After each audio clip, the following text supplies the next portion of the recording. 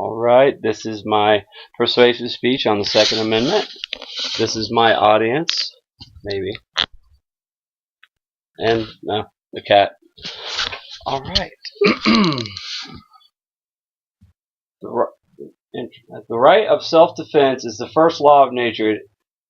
In most governments, it has been the study of rulers to confine this right within the narrowest limits possible.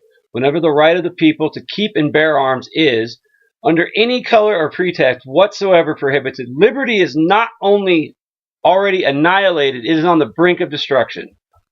The Constitution is a pillar of our freedoms as American citizens. Should the government change the Constitution because the language differs than what is used today?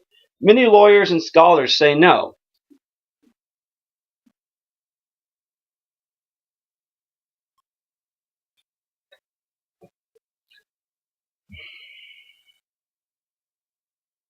In the time past, since the Constitution was written, the God-given rights to life, liberty, and the pursuit of happiness, and the right to protect those rights has not changed. I chose this topic for several reasons. It is my hopes to stress the importance of the Second Amendment. I'm an avid gun owner who believes that guns are not the problem. People are. I want to inform how important the Second Amendment is to our free society. I have used traditional information along with historical texts for this presentation. The Declaration of Independence declares self-government with the statement, all men are created equal. Man gives consent and the power for others to govern him or her. When any form of government becomes destructive, it is the right of the people to alter or abolish it. By having a well-regulated militia, the governed, us, citizens, has defense from the government becoming tyrannical. Governments are established from the inside out. The original authority residing in the hands of the people, not in the hands of the civil rulers. Self-governing individuals should be the ones who bear the responsibility of defending themselves. This idea of relying on oneself and not the government is supported and enforced by the Second Amendment. It gives the governments the means to protect themselves, their family and property. The Founding Fathers felt this was an inalienable right to defend your life and others. Among the natural rights of the colonies are these. First, a right to life. Secondly, to liberty. Thirdly, to property, together with the right to support and defend them in the best manner they can. Samuel Adams, the Second Amendment. David Barton.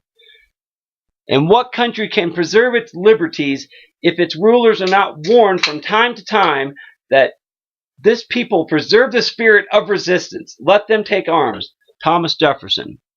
Throughout history, guns have been taken without any just cause. Nazi Germany established gun control in 1939.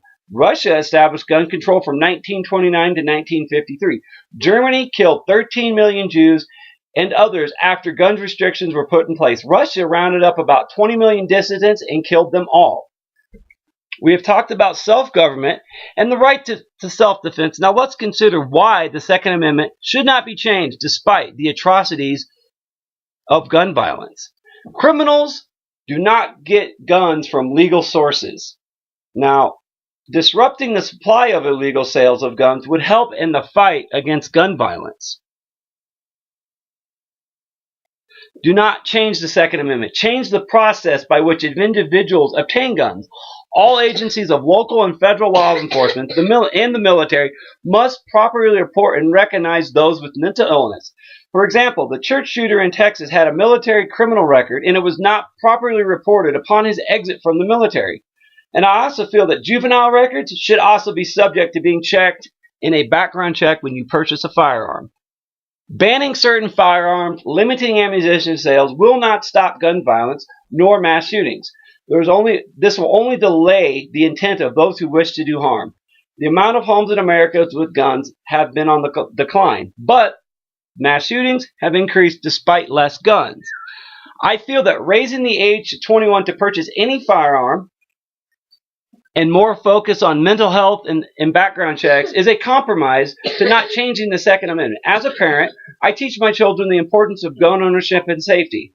They do not own guns, but under my supervision, they are allowed to learn and target shoot. I would rather have a gun and never need it and then not have one and need it.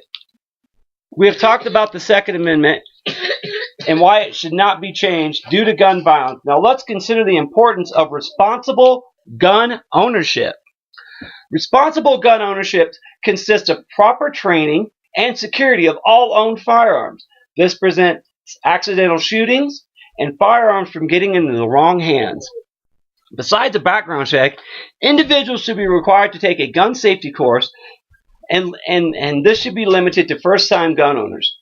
Exemptions would include active and prior military and law enforcement. Safety education was even important to the founders of the Constitution. John Quincy Adams believed that youth needed to be trained in the use of guns and proper gun safety.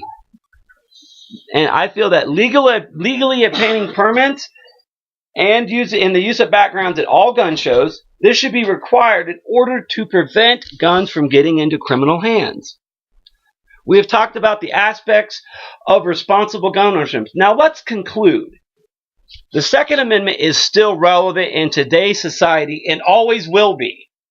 Self-government is the governed consent to other individuals, the consent to govern over them. The ability for the governed to defend itself with the right to bear arms ensures protection from tyranny. The acts of criminals should not impede anyone's ability to purchase firearms.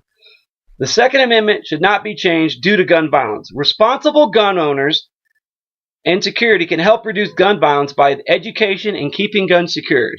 As mentioned earlier in my presentation, I would rather have a gun and not need it than need a gun and not have it. Thank you for listening.